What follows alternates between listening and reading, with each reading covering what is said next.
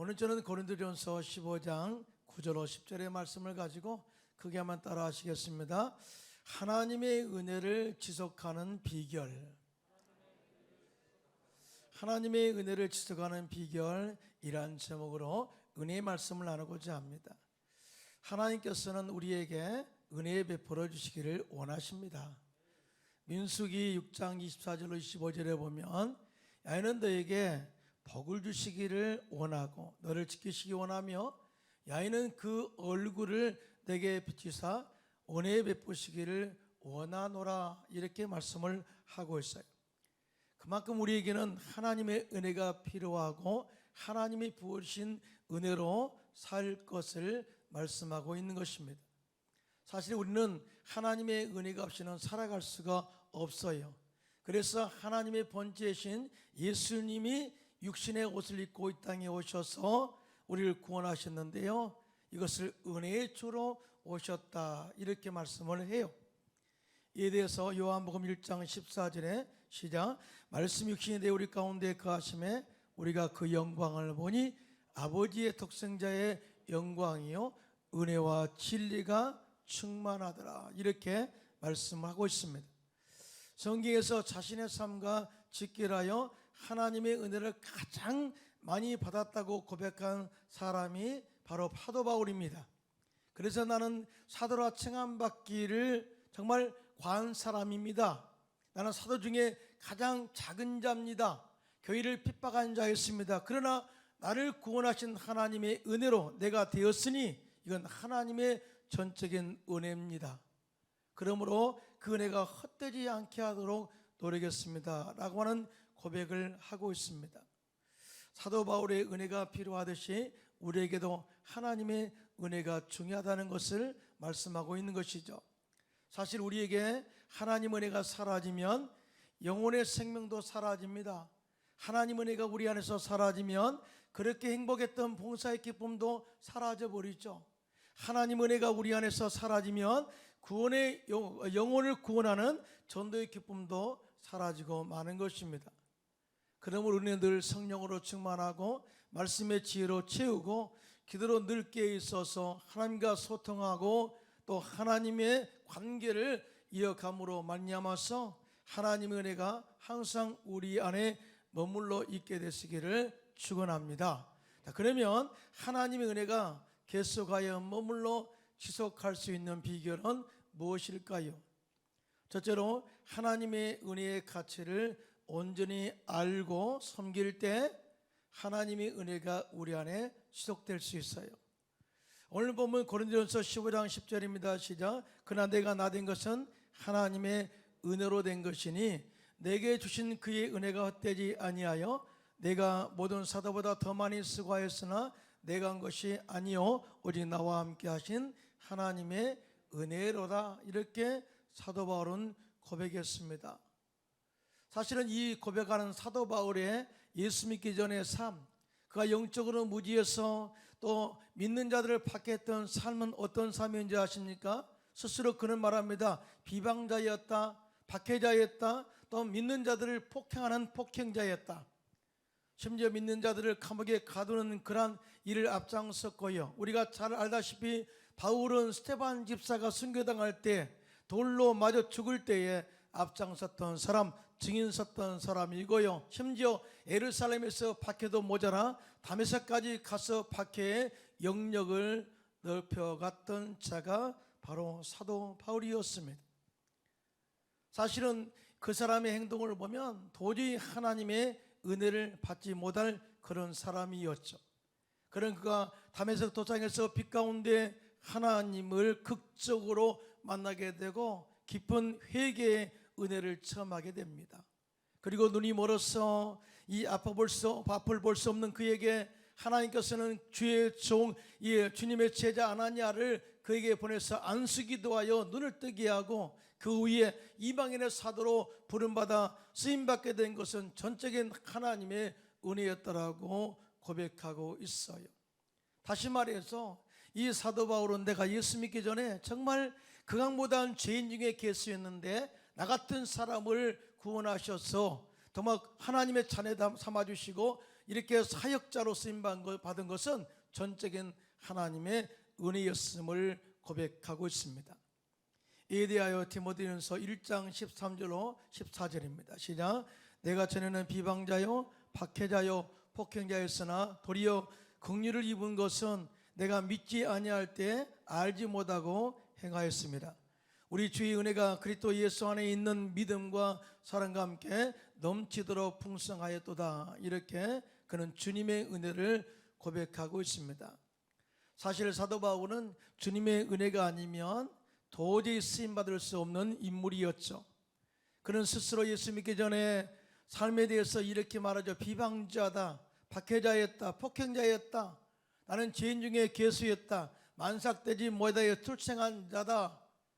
그리고 실적으로 이 모든 삶 가운데 쓰임받을 수 없는 이런 존재, 박해자였는데 이런 사람을 하나님이 정말 나를 택하셔서 은혜로 구원받아 하나님의 복음을 전할 수 있는 사명자가 되었으니 이보다 더 큰 은혜가 어디 있느냐, 이렇게 그는 고백하고 있는 것이죠.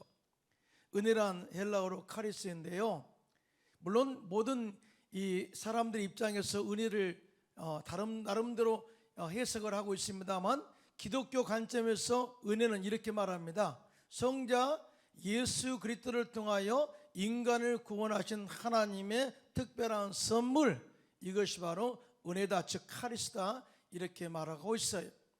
다시 말하면 인류의 조상 아담의 죄로 인해서 영혼력이 죽었던 인간들을 구원하신 하나님의 은혜, 이것이 바로 카리스, 이렇게 설명을 하고 있습니다. 이러한 관점에서 우리가 은혜를 정리해 보면 우리의 삶 속에서 내가 구원받은 것도 하나님의 은혜요, 내가 이렇게 잘 사는 것도 하나님의 은혜요, 건강하게 사는 것도 하나님의 은혜요, 하나님이 지키신 은혜로 살 수 있다는 것이고요.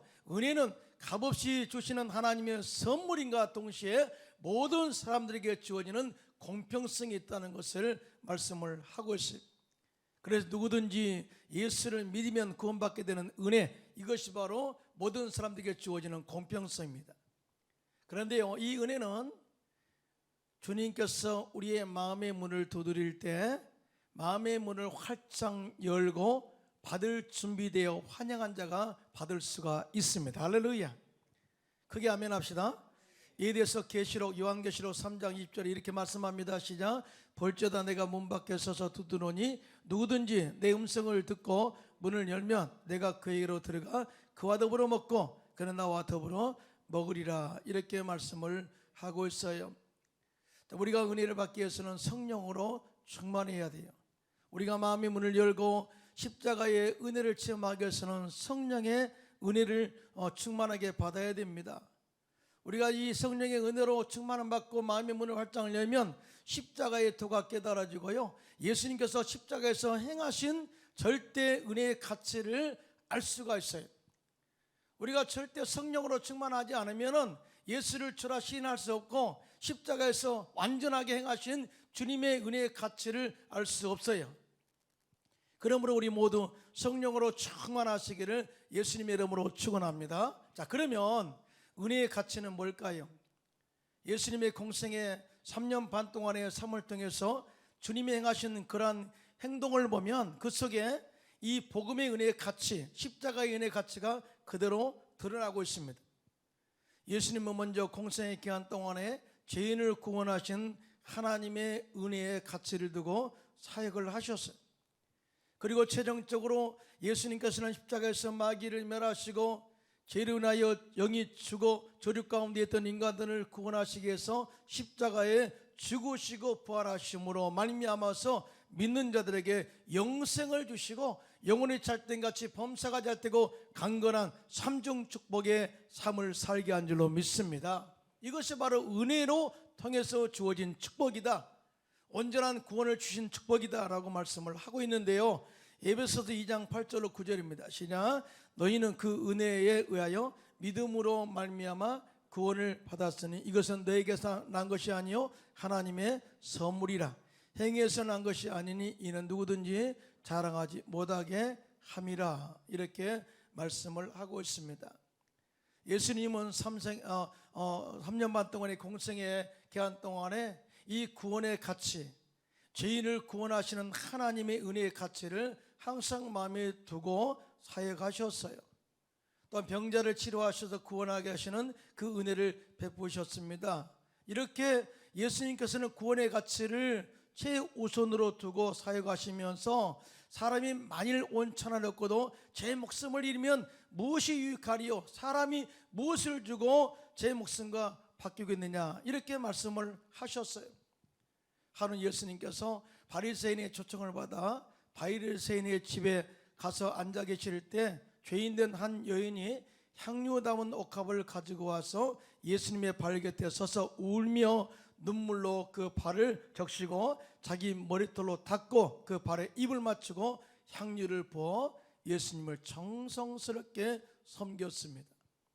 그때 사람들이 이 여인을 칭찬한 것이 아니라 바리새인들은 이 여인의 죄인임을 더 강조하면서 그렇게 정죄하기에 이르렀습니다. 그때 예수님께서는 그의 많은 죄가 사하여졌도다. 이는 그의 사랑함이 많음이라. 죄의 사함을 받은 일이 적은 자는 적게 사랑하느니라 라고 하면서 그 여인의 행위는 은혜를 사모하는 행위임을 말씀하고 있는 것을 보게 되죠. 그러면서 그에게 구원의 은혜를 선포하는데요. 누가복음 7장 50절입니다. 시작.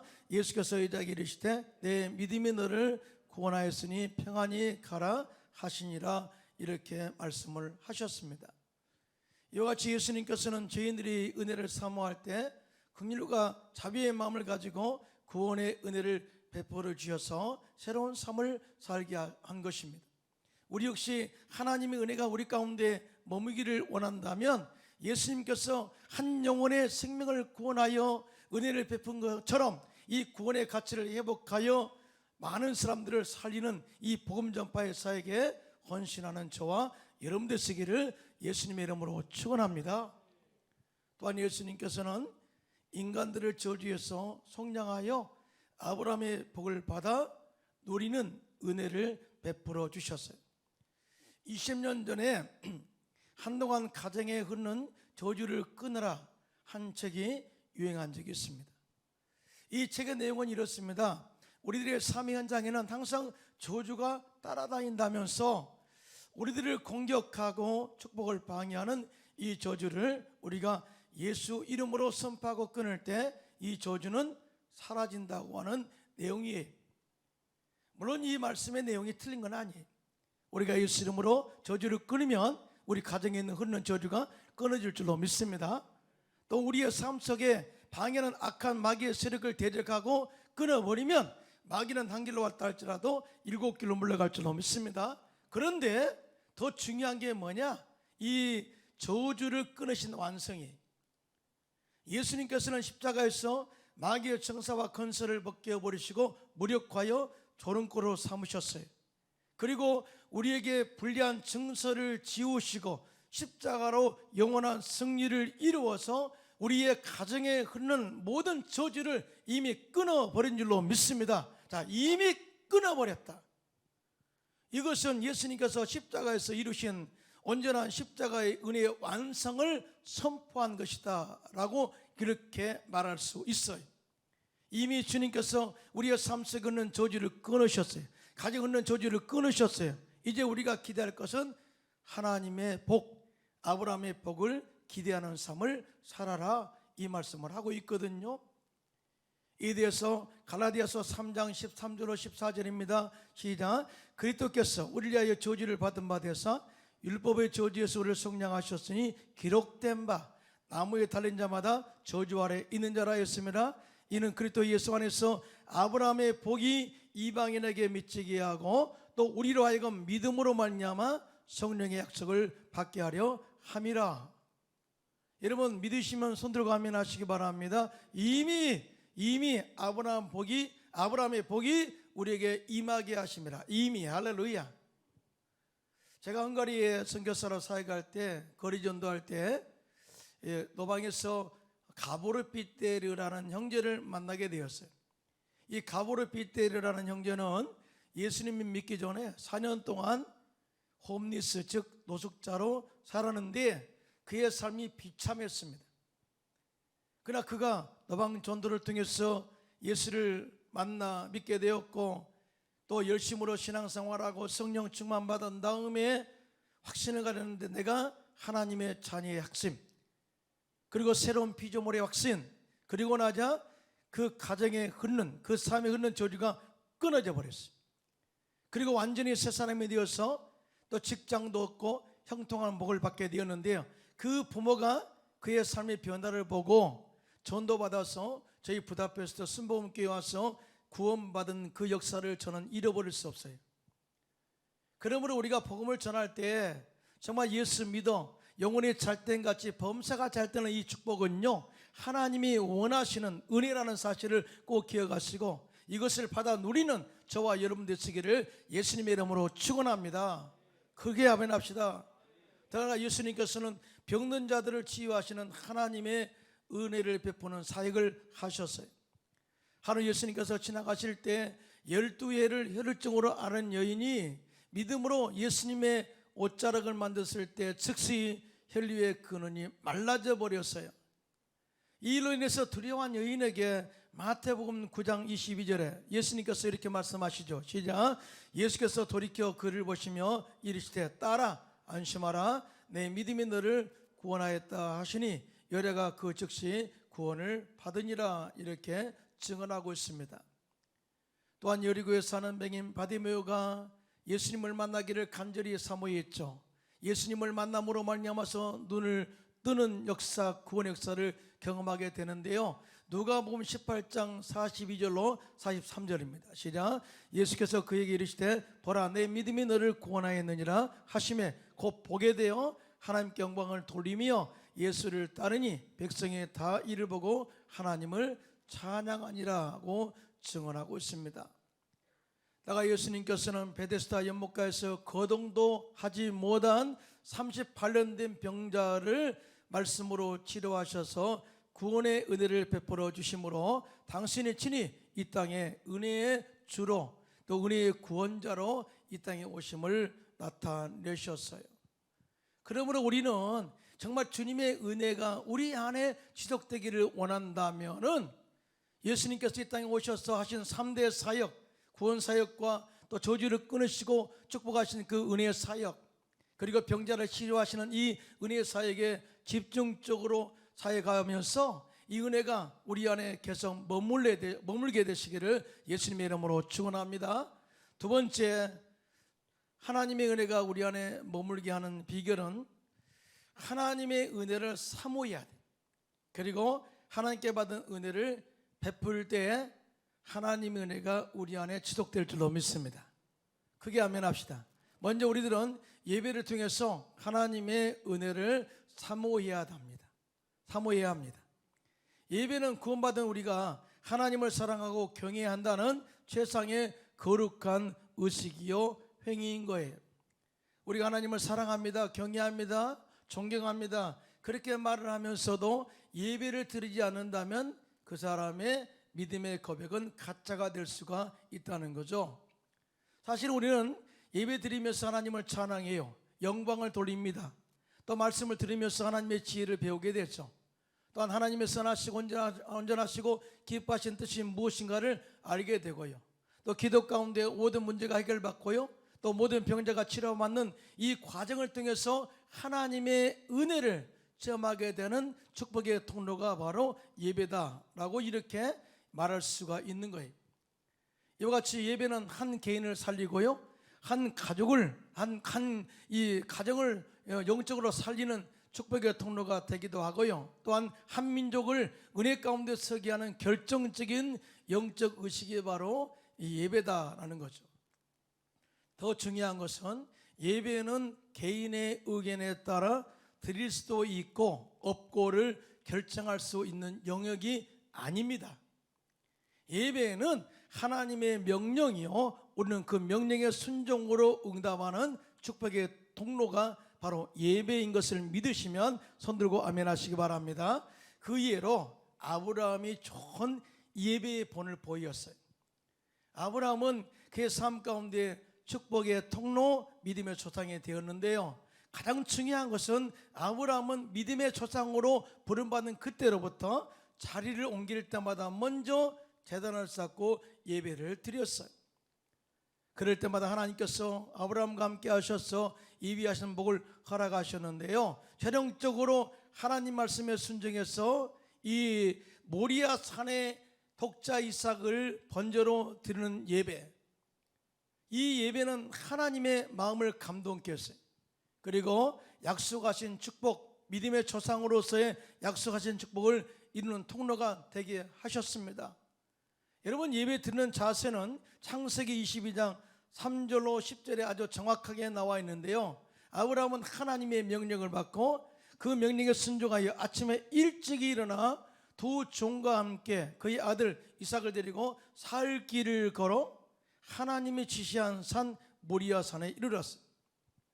그리고 그곳에 제단을 쌓고 이삭을 결박하여 번제로 드리고자 하여 칼을 들어 내려칠 때 하나님께서 아브라함아 멈춰라, 그 믿음의 행위를 보시면서 이제야 네가 나를 경외하는 줄을 아노라 인정하시고 약속하신 믿음의 조상으로서의 축복을 온전하게 성취해 주셨어요. 우리가 하나님의 은혜를 받기 원한다면은, 은혜가 우리 안에 머물기를 원한다면은 이 아브라함의 영성이 우리 안에 다시 회복돼야 될 줄로 믿습니다.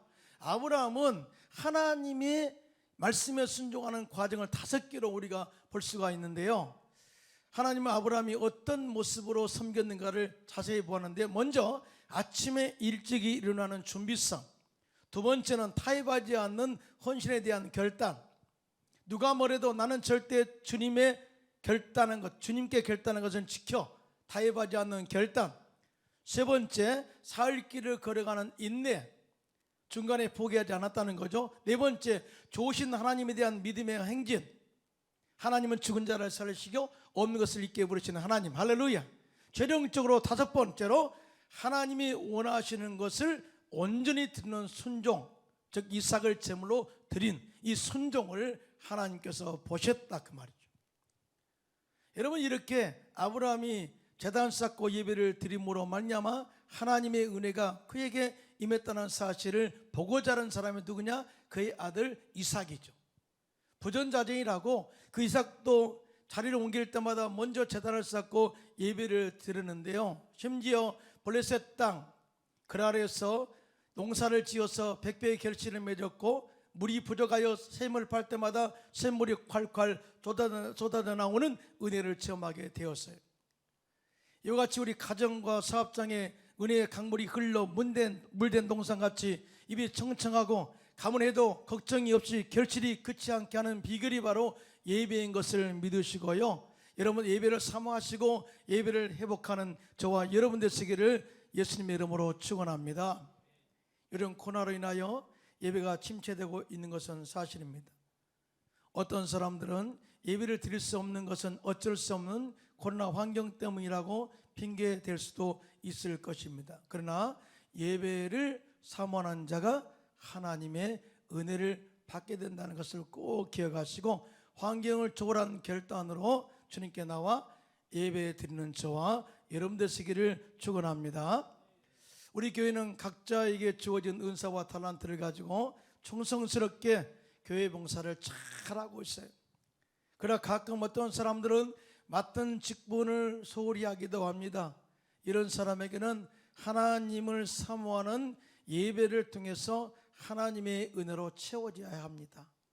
이와 같이 교회 봉사는 헌신의 문제가 아니라 은혜의 문제라는 거죠. 사실 우리가 한번 생각해 보세요. 우리가 헌신합시다 구호 외칩니다. 헌신합시다 구호로 이렇게 아무리 외쳐도 헌신은 구호로 되는 것이 아니라 은혜 받으면 헌신하고 하나님을 사랑할 수 있다는 것 믿으시면 아멘 하시기 바랍니다. 사람은 말과 가르침으로 변화되는 게 아니에요. 사실은 예수님의 제자들 3년 반 동안 예수님과 함께 살면서 제자 훈련 받았잖아요. 그러나 바뀌던가요? 안 바뀝니다. 그런데 그들이 성령 충만 받은 이후에 은혜가 그들 가운데 임하자 스스로 그들이 바뀌는 그 은혜를 체험하게 되지 않습니까? 누가 시험을 이겨낼 수 있습니까? 은혜 받은 사람들이 말씀을 가지고 시험을 이겨낼 수 있는 줄로 믿습니다. 누가 인내할 수 있습니까? 은혜 받은 사람들이 하나님을 의지하고 또 소망을 가지고 인내할 수 있게 된 줄로 믿습니다. 누가 희생할 수 있고 누가 충성할 수 있습니까? 은혜 받은 사람들이 희생하고 하나님께 충성할 수 있는 줄로 믿습니다. 누가 용서하고 용납할 수 있습니까? 은혜 받은 사람들이 먼저 용서하고 화해하고 용납할 수 있다는 사실이죠.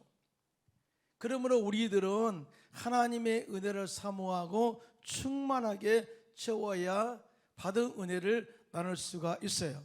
그래서 우리는 하나님의 은혜가 우리 안에 지속되기를 원한다면 하나님께 받은 은혜를 받은 만큼 다른 사람들과 나눠야 한다는 것을 말씀을 하고 있어요. 예수님께서는 이 땅에 오셔서 더 풍성해지는 영적인 원리를 말씀하시는데 바로 심는 원리, 나누는 베푸는 원리를 말씀하셨어요. 예수님께서 이 땅에 오셔서 친히 당신이 하나님의 미랄이 되셨죠. 죽음으로 말미암아 많은 영혼을 구원하셨어요. 그리고 요한복음 12장 24절 이렇게 말씀하십니다. 시작. 내가 진실로 진실로 너에게 이르노니 하나의 밀이 땅에 떨어져 죽지 아니하면 하나를 그대로 있고 죽으면 많은 열매를 맺느니라. 할렐루야. 이보다 값진 진리는 없습니다. 또한 누가복음 6장 38절에 시작. 주라 그리하면 너에게 줄 것이니 곧 후히되어 누르고 흔들어 넘치도록 하여 너에게 안겨 주리라. 너희가 헤아리는 그 헤아림으로 너희도 헤아림을 도로 받을 것이니라. 이렇게 말씀을 하고 있어요. 이 말씀 뭐예요? 네가 은혜 베푼 만큼 반드시 차고 넘치도록 하여 돌아온다는 영적인 원리, 부메랑의 원리, 산울림의 법칙의 원리를 이렇게 말씀을 하고 있어요.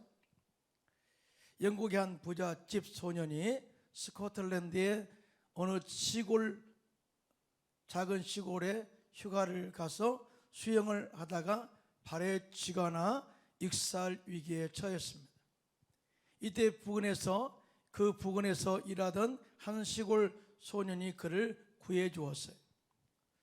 영국 소년이, 이렇게 은혜를 입은 영국 소년이 집으로 돌아가 아버지에게 이렇게 시골 소년이 도와줘서 살아난 사실을 말하자 아버지는 그 시골 소년을 돕고 싶었어요. 그래서 그 시골 소년에게 소원이 뭐냐고 알아오게 했습니다. 이 시골 소년의 소원은 의학을 공부하는 것이었습니다. 그래서 영국 소년의 아버지는 이 시골 소년이 의학 공부할 수 있도록 도와주고 지원을 해 주었습니다. 이 시골 소년은 영국 아버지의 도움받아서 영국 소년 아버지의 도움받아서 의학 공부에 매진하였고요. 정말 연구를 많이 거듭한 결과 노벨 의학상을 받게 되었습니다. 그가 바로 페니실린을 발견한 알렉산더 플레밍입니다. 그를 도와주었던 영국 소년은 훗날 수상이 되었는데 그 유명한 윈스턴 처칠 수상이죠. 윈스턴 처칠은 2차 세계대전 중 스탈린과 회담을 하러 소련에 갔다가 폐렴으로 큰 고통을 받았어요. 그런데 놀랍게도 그때 플레밍이 발견한 페니실린으로 완치할 수 있었다고 합니다. 이와 같이 은혜에 보답하고 베푸니까 다시 그 은혜가 돌아오는 영적인 은혜를 체험한 좋은 예화인 것이죠. 갈릴리 호수가 항상 맑고 깨끗한 이유는 위로부터 물을 받은 만큼 요단강을 통해서 사해로 흘러보내기 때문입니다. 그래서 그 강가에는 물고기가 풍성하고 식물이 무성하고 곡식과 과일이 풍성하여 그 땅을 부유하게 합니다. 우리 모두 예배를 사모하고 받은 은혜를 나눔으로써 코로나로 인하여 침체된 경제와 영혼을 살리는 축복의 통로가 되시기를 예수님의 이름으로 축원합니다.